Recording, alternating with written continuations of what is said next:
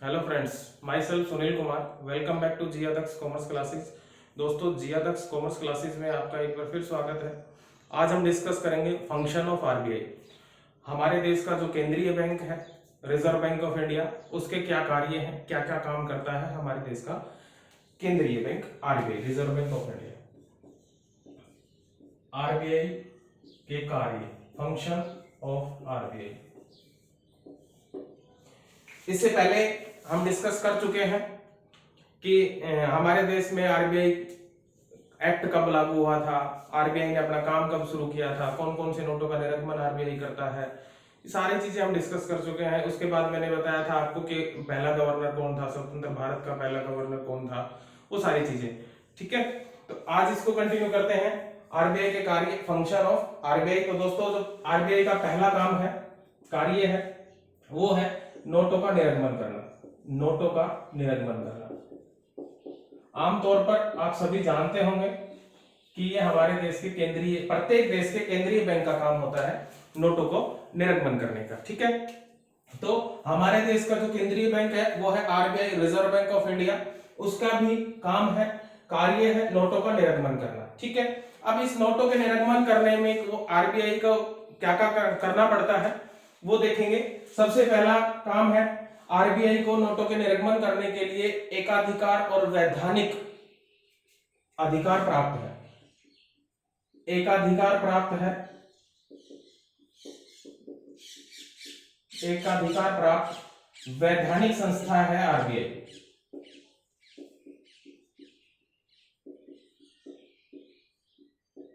किसके लिए? नोटों के निरगमन करने के लिए, क्योंकि ये अकेली ऐसी संस्था है हमारे देश में जो नोटों का निरगमन करती है, नोटों को प्रिंटेड करती है, मुद्रण करती है। इसके अलावा कोई भी बैंक हमारे देश में जो करेंसी है, जो चलन में है, जिसको हम रुपए के नाम से जानते हैं, उनका निरगमन करने का काम केंद्रीय बैंक का है, आरबीआई का है। इसलिए हम कह सकते हैं कि ये एकाधिकार प्राप्त और एक वैधानिक संस्था है। इसको वैधानिक संस्था क्यों कहा है दोस्तों? क्योंकि जो आरबीआई है वो एक एक्ट 1934, जो कि हमारे देश में 1 अप्रैल 1935 से लागू हुआ था, ये प्रीवियस में मैं आपको बता चुका हूं, के अनुसार इसको अस्तित्व में लाया गया था। इसलिए इसको क्या कहा गया है? वैधानिक संस्था कहा गया है। ठीक है, दूसरा, आरबीआई जो है सभी प्रकार के नोटों का निरगमन करता है। सभी प्रकार के नोटों का निरगमन करता है दोस्तों। सभी प्रकार के नोटों के निरगमन का मतलब होता है कि जितने भी नोट हमारे देश में चलन में है, प्रक्रिया में है, लीगल टेंडर है, उन सब का निरगमन कौन करता है? आरबीआई करता है। केवल सिक्कों और 1 रुपए के नोट को छोड़कर, ये हमारे रुपए का सिंबल है, 1 रुपए के नोट को छोड़कर।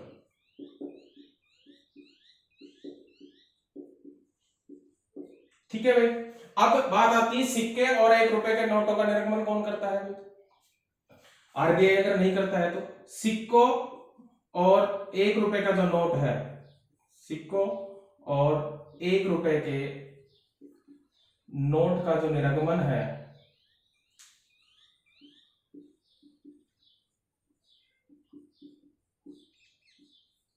नोट का जो निरगमन है दोस्तों, वो वित्त मंत्रालय करता है।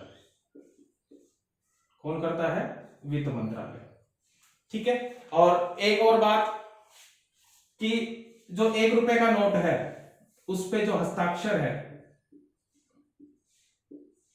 वो आरबीआई का गवर्नर नहीं करता है। बाकी जितने भी नोट है वो हमारे देश में चलन में तब आते हैं जब उनको आरबीआई हस्ताक्षरित कर देता है, उन पे साइन कर देता है। तो 1 रुपए का नोट है उस पे आरबीआई का जो गवर्नर है वो साइन नहीं करता है, गवर्नर द्वारा साइन नहीं किए जाते हैं। तो फिर किसके द्वारा किए जाते हैं दोस्तों? वित्त सचिव के द्वारा किए जाते हैं। किसके द्वारा किए जाते हैं? वित्त सचिव। ठीक है, अब अगर आपके पास 1 रुपए का नोट है तो आप देख सकते हैं उस पे वित्त सचिव उस पे साइन करता है। बाकी जितने भी कागजी नोट हैं उन सब पे आरबीआई के गवर्नर द्वारा साइन किए जाते हैं। ठीक है, इसके बारे में एक और सूचना दे देता हूं, मैं एक बात बता देता हूं। सन 1994-95 में जो 1 रुपए का नोट था, सन 1994-95 में 1 रुपए के नोट को पूरे तरीके से हमारे देश में मुद्रण के रूप में बंद कर दिया गया था। लेकिन सन 2015 में मई 2015 में हमारे वित्त सचिव थे राजीव कुमार। वित्त सचिव कौन थे दोस्तों? राजीव कुमार।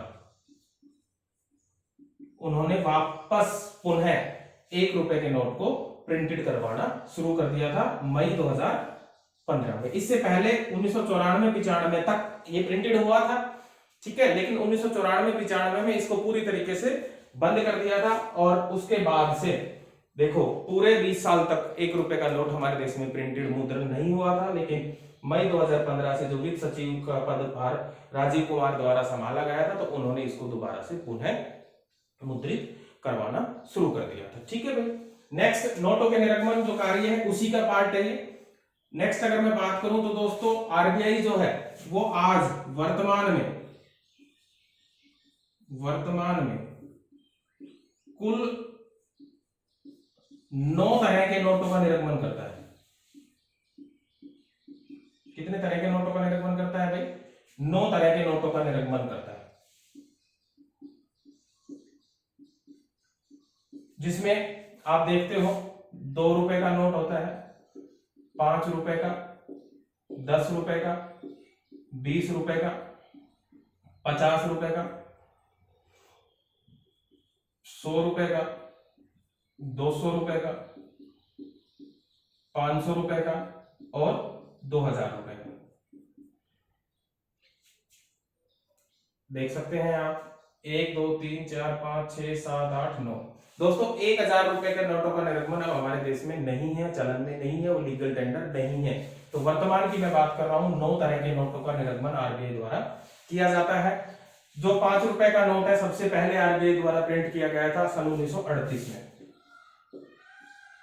सबसे पहला जो नोट है आरबीआई ने निर्मित किया था वो 5 रुपए का नोट किया था 1938 में। उसके बाद धीरे धीरे ये सारे नोटों का निर्गमन शुरू हुआ था, ठीक है भाई। फिर 1987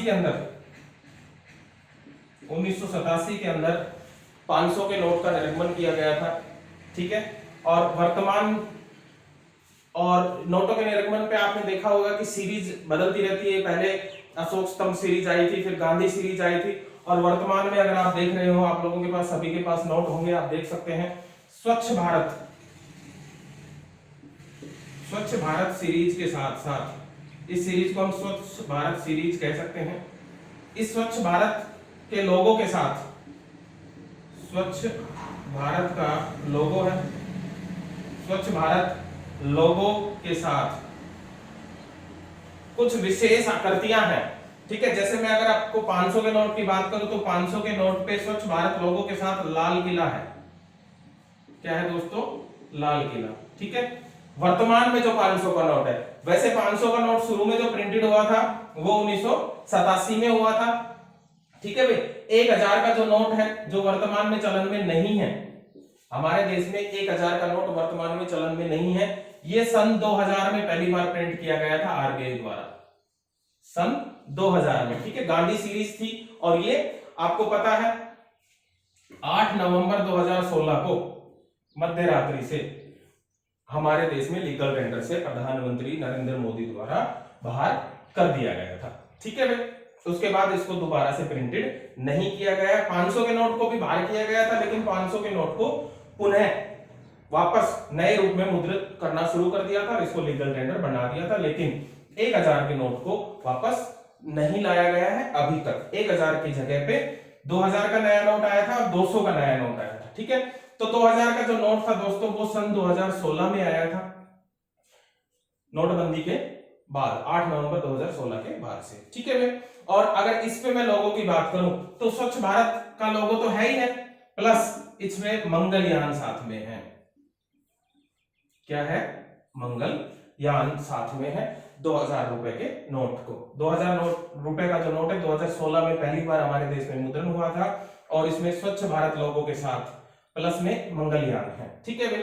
उसके बाद अगर 200 के नोट की हम बात करें तो 2017 में पहली बार हमारे देश में 200 रुपए का नोट है वो मुद्रण में आया था, और इस पे आप देख सकते हो स्वच्छ भारत लोगो का है ही है, स्वच्छ भारत लोगो तो है, प्लस में सांची का स्तूप है, सांची का स्तूप दोस्तों एक लैंडमार्क है ये सांची का स्तूप। ठीक है भाई, ये किसके है, 200 के नोट के पीछे आप देख सकते हो स्वच्छ भारत का लोगो है और सांची का स्तूप है। ठीक है, इस तरह से अगर आप इनकी बात करें तो 100 रुपए का और 50 रुपए का नोट भी नई सीरीज में आ गया है। तो 50 रुपए के नोट के पीछे आप देख सकते हो स्वच्छ भारत लोगो प्लस हम्पी, स्वच्छ भारत का लोगो प्लस हम्पी है, ये भी हम्पी भी एक लैंडमार्क है। और 100 रुपए के नोट की अगर हम बात करें तो 100 रुपए के नोट में दोस्तों स्वच्छ भारत लोगो, स्वच्छ भारत लोगो प्लस रानी की वाव, रानी की वाव, ये वर्तमान में सीरीज चल रही है हमारे देश में। 9 तरह के नोटों का निर्गमन होता है, 2 रुपए के, 5 रुपए के, 10 रुपए के, 20 रुपए के, 50 रुपए, 100 रुपए, 200 रुपए, 500 रुपए और 2000। कौन कौन सा नोट किस किस वर्ष में हमारे देश में चलन में आया था, लीगल टेंडर बना था, वो सारी चीजें हैं। ठीक है, तो ये आरबीआई के नोटों के निर्गमन का जो कार्य है उसका एक पार्ट है। नेक्स्ट देखिए दोस्तों, एक और जरूरी सूचना है, जो आरबीआई है एक वित्तीय वर्ष में, आरबीआई एक वित्तीय वर्ष में कुल 10,000, दोस्तों ध्यान से सुने, आरबीआई एक वित्तीय वर्ष में कुल 10,000 करोड़ रुपए तक के नोटों का निर्गमन कर सकता है।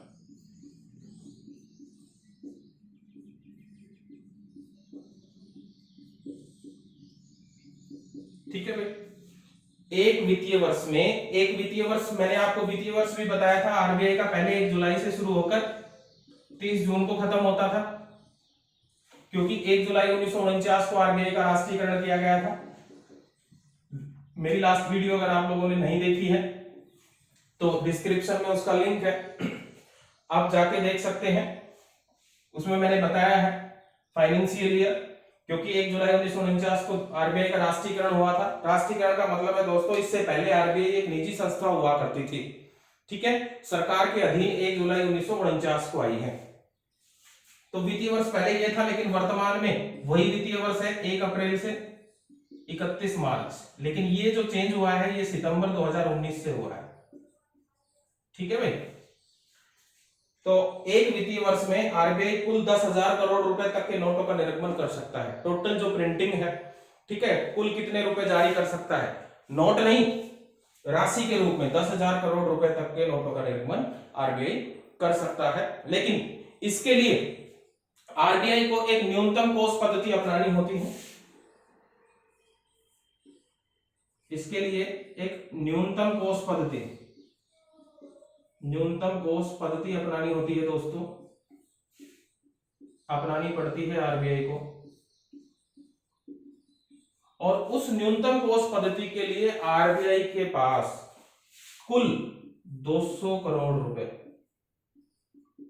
200 करोड़ रुपए या तो नगद हो या फिर किसी प्रतिभूति के रूप में हो, किसी सिक्योरिटी के रूप में हर समय होने चाहिए न्यूनतम कोष पद्धति। इतना फंड आरबीआई के पास हमेशा होना चाहिए, 200 करोड़ रुपए या तो नगद हो या किसी सिक्योरिटी के रूप में हो सकते हैं। ठीक है भाई, लेकिन इस 200 करोड़ का भी पार्ट है 115 करोड़ नगद या गोल्ड। ठीक है भाई, टोटल 115 करोड़ हो सकते हैं, 115 करोड़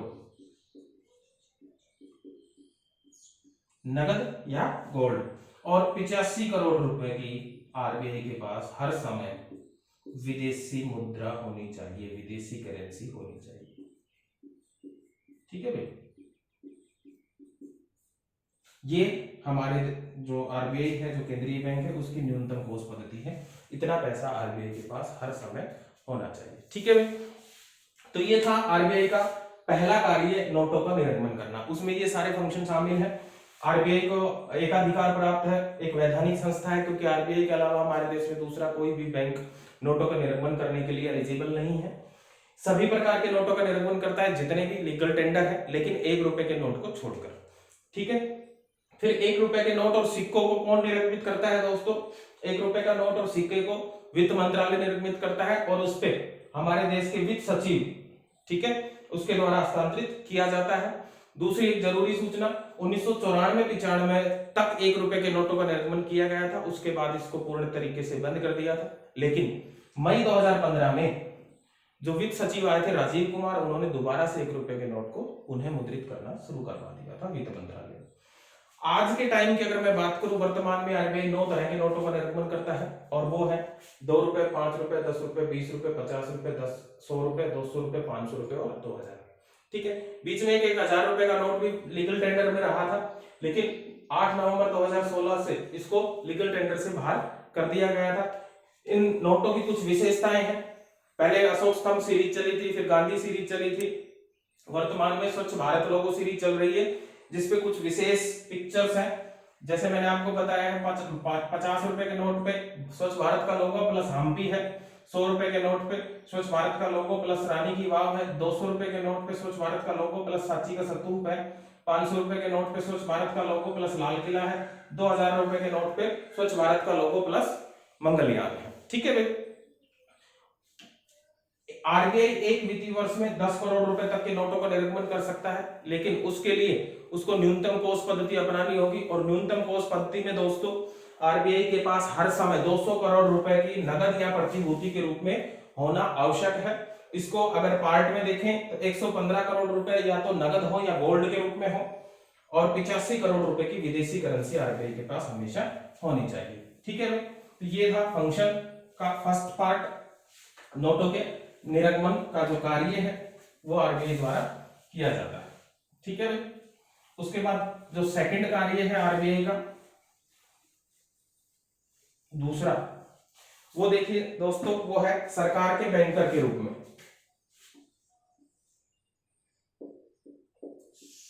सरकार के बैंकर्स के रूप में आरबीआई जो है वो सरकार के बैंकर्स के रूप में दोस्तों काम करता है। सरकार के बैंकर्स के रूप में कैसे काम करता है दोस्तों? आरबीआई जो है वो राज्य सरकार और केंद्र सरकार दोनों के प्रतिनिधि के रूप में काम करता है। राज्य सरकार और केंद्र सरकार दोनों के प्रतिनिधि के रूप में आरबीआई काम करता है। ठीक है, और मैं आपको बताऊं कि प्रत्येक राज्य में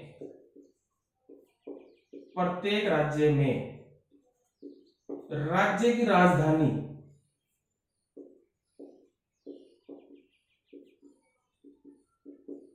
में आरबीआई का सेंटर है, ऑफिस। हर राज्य की राजधानी में आरबीआई का सेंटर। और मैंने पहले भी बताया है कि आरबीआई का एकमात्र विदेशी कार्यालय, ठीक है, विदेश में एकमात्र है और वो लंदन में है। ठीक है, और प्रत्येक राज्य की राजधानी में कार्यालय आरबीआई के है। वर्तमान में आरबीआई के टोटल 29 कार्यालय।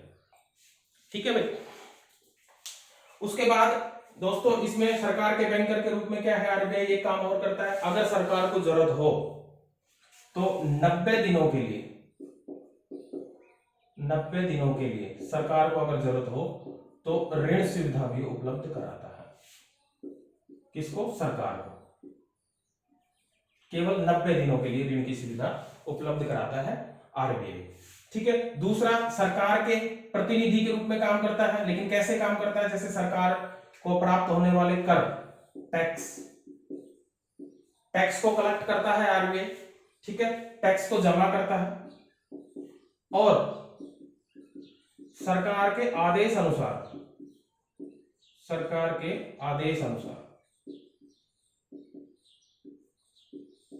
भुगतान करता है।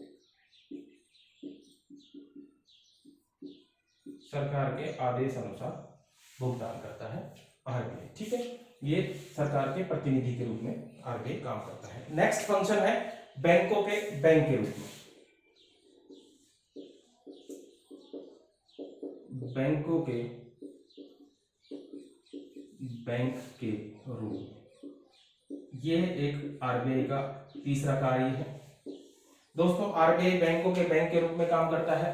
जितने भी हमारे देश में वाणिज्यिक बैंक है उनका अगर मैं हेड बैंक की बात करूं, ठीक है, या आप कह सकते हो जितने भी हमारे देश में वाणिज्यिक बैंक है वो आरबीआई के अधीन है। आरबीआई के दिशा निर्देशों के अनुसार ही वो हमारे देश में अपना काम करते हैं। ठीक है, नेक्स्ट और इंपॉर्टेंट कार्य है मौद्रिक नीति जारी करना। मौद्रिक नीति जारी करना,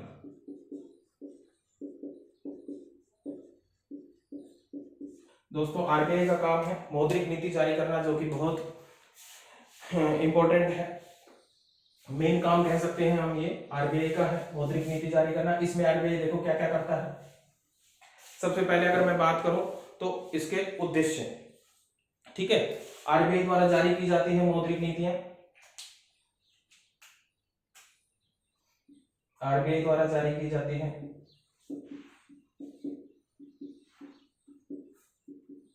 ठीक है भाई, उसके बाद दूसरा, आरबीआई मौद्रिक नीति की समीक्षा करता है,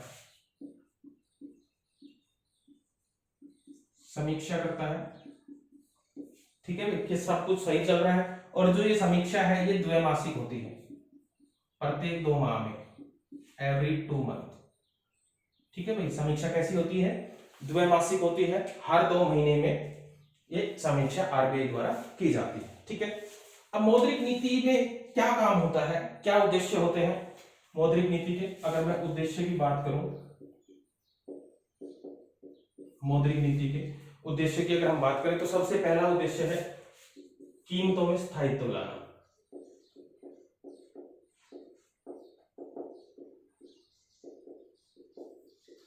आपने देखा होगा अक्सर हमारे देश में वस्तुओं की कीमतों में लगातार उतार चढ़ाव हो जाते हैं, तो उनमें स्थायित्व लाने का काम आरबीआई द्वारा किया जाता है। ठीक है भाई, दूसरा जो उद्देश्य है विनिमय दरों में स्थायित्व लाना।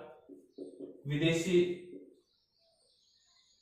जो विनिमय दरें हैं, रुपए का जो एक्सचेंज है, फॉरेन करेंसी का जो एक्सचेंज है, उनकी जो विनिमय दर है उनमें भी स्थायित्व लाने का काम आरबीआई द्वारा किया जाता है। स्थायित्व लाने के लिए मौद्रिक नीतियां आरबीआई द्वारा बनाई जाती है। मौद्रिक नीतियां क्यों जारी की जाती है, क्यों बनाई जाती है? कीमतों में स्थायित्व लाने के लिए, विनिमय दरों में स्थायित्व लाने के लिए, आर्थिक विकास में सहायता के लिए, देश के आर्थिक विकास के लिए भी मौद्रिक नीतियां तैयार की जाती है। देश के आर्थिक विकास के लिए, आर्थिक विकास के लिए, देश के आर्थिक विकास के लिए भी मौद्रिक नीतियां जारी की जाती है। और चौथा उद्देश्य होता है मौद्रिक नीति जारी करने का दोस्तों पूर्ण रोजगार। देश में पूर्ण रोजगार की स्थिति लाने के लिए, देश में पूर्ण रोजगार की स्थिति लाने के लिए भी आरबीआई मौद्रिक नीतियां जारी करता है। ठीक है, मौद्रिक नीतियां दोस्तों 2 प्रकार की होती है। मौद्रिक नीति कितने प्रकार की होती है? 2 प्रकार की होती है। नंबर 1 आप कह सकते हो व्यस्त या महंगी मौद्रिक नीति। व्यस्त या महंगी मौद्रिक नीति।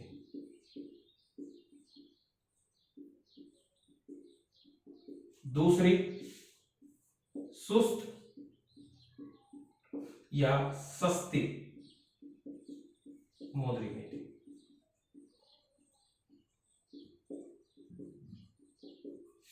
दोस्तों व्यस्त और महंगी मौद्रिक नीति क्या है?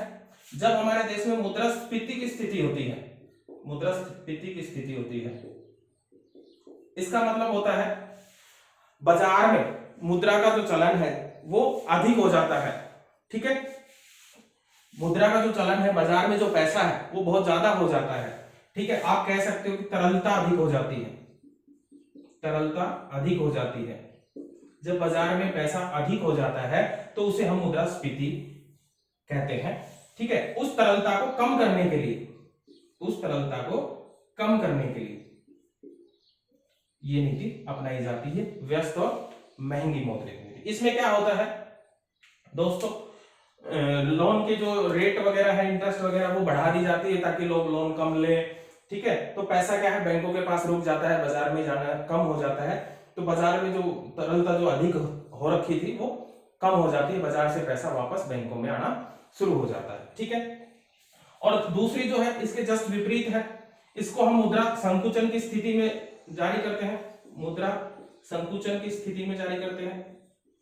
मुद्रा संकुचन की स्थिति होती है दोस्तों जब बाजार में पैसा बहुत कम होता है, तो आरबीआई क्या करता है, मोस्टली बैंक को से निर्देश देता है कि वो अपने लोन्स वगैरह ज्यादा से ज्यादा बांटे, ठीक है, और उनपे जो इंटरेस्ट रेट है वो कम कर दे, और जो उनपे कंडीशन है उनको थोड़ा सा ढीला कर दे, नियमों को थोड़ा ढीला कर दे, जो सख्त नियम बनाए हुए थे उनको थोड़ा सा रिलीज कर दे। तो क्या होगा, लोग ज्यादा से ज्यादा लोन लेने आएंगे, उससे क्या होगा, पैसे मार्केट में जाएंगे।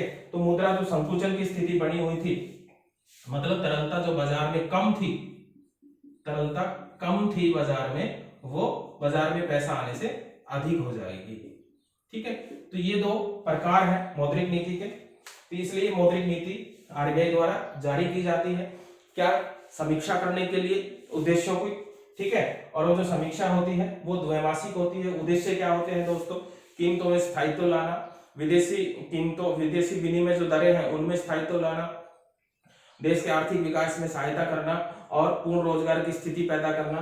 दो प्रकार की मौद्रिक नीतियां होती है, एक महंगी और व्यस्त मौद्रिक नीति, दूसरा सस्ती और सुस्त मौद्रिक नीति, ठीक है, जिसमें एक में मुद्रास्फीति की स्थिति होती है, दूसरे में मुद्रा संकुचन की स्थिति होती है, ठीक है भाई।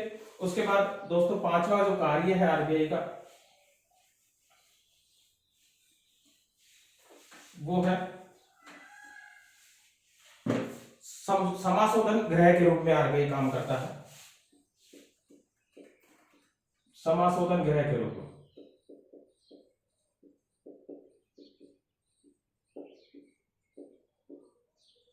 ठीक है। आप कह सकते हो बैंकों के कस्टोडियन के रूप में, बैंकों के कस्टोडियन के रूप में, बैंकों के कस्टोडियन के रूप में भी आरबीआई काम करता है। कैसे काम करता है दोस्तों, आपने देखा होगा कि आपके पास एक एटीएम कार्ड है, एसबीआई बैंक ने जारी किया है, आप एचडीएफसी बैंक के एटीएम पे जाते हैं और अपने अकाउंट से अमाउंट विड्रॉल कर लेते हैं। आपका अकाउंट कहां था, एसबीआई में, आपके पास एटीएम कार्ड कौन सा है, एसबीआई का, ठीक है, लेकिन आपने कौन सी बैंक की मशीन से पैसा विड्रॉल कर लिया, एचडीएफसी बैंक की से, ठीक है। तो ये जो लेन देन हुआ है, आपने तो अपना पैसा ले लिया, अपने अकाउंट से निकाला है, आपके अकाउंट में वो डेबिट भी हुआ है, ठीक है, आपका पैसा आपके अकाउंट से डेबिट हो गया, आपकी जेब में आ गया, कोई दिक्कत नहीं है। लेकिन पैसा था आरबीआई एसबीआई बैंक का और आपने निकाल लिया है एचडीएफसी बैंक से, जबकि आप एचडीएफसी के कस्टमर नहीं हो सॉरी। तो ये जो लेन देन हुआ है शाम को, इस लेन देन को एडजस्ट कौन करता है, आरबीआई करता है समाशोधन गृह के रूप में, ठीक है।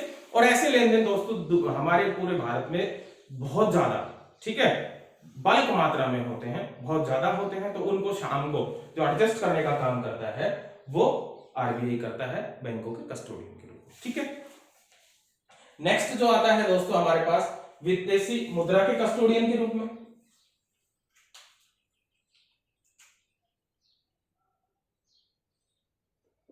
विदेशी मुद्रा के कस्टोडियन के रूप में,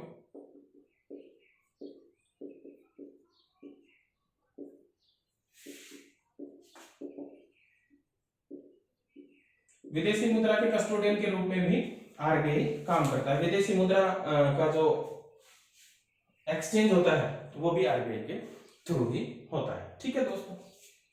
नेक्स्ट आता है हमारे पास, नेक्स्ट आता है दोस्तों जो राज्य वित्त निगम है, जो स्टेट फाइनेंशियल कॉर्पोरेशन है, राज्य वित्त निगम, और जो इंडस्ट्रियल फाइनेंशियल कॉर्पोरेशन है, औद्योगिक वित्त निगम,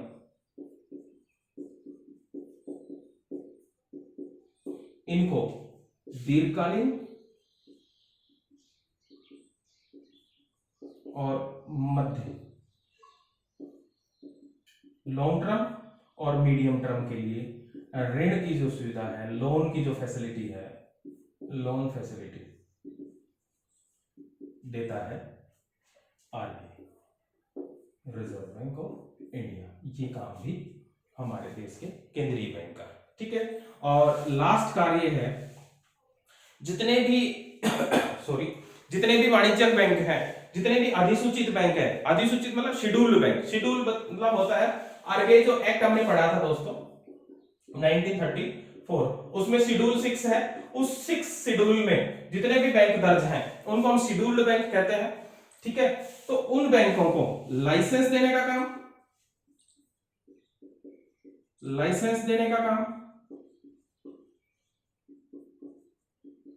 जितने भी शेड्यूल्ड बैंक हैं उन बैंकों को लाइसेंस देने का काम और समय समय पर उनका निरीक्षण करने का काम कि वो सही काम कर रहे हैं या नहीं कर रहे हैं, निरीक्षण करने का काम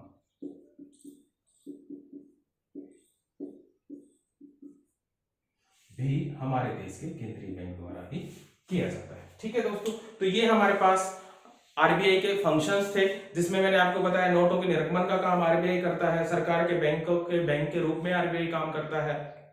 ठीक है, सरकार के बैंकर्स के रूप में आरबीआई काम करता है, मौद्रिक नीतियां आरबीआई जारी करता है, समाशोधन गृह के रूप में आरबीआई काम करता है, विदेशी मुद्रा के कस्टोडियन के रूप में आरबीआई काम करता है, राज्य वित्त निगम और औद्योगिक वित्त निगम जो संस्थाएं होती हैं,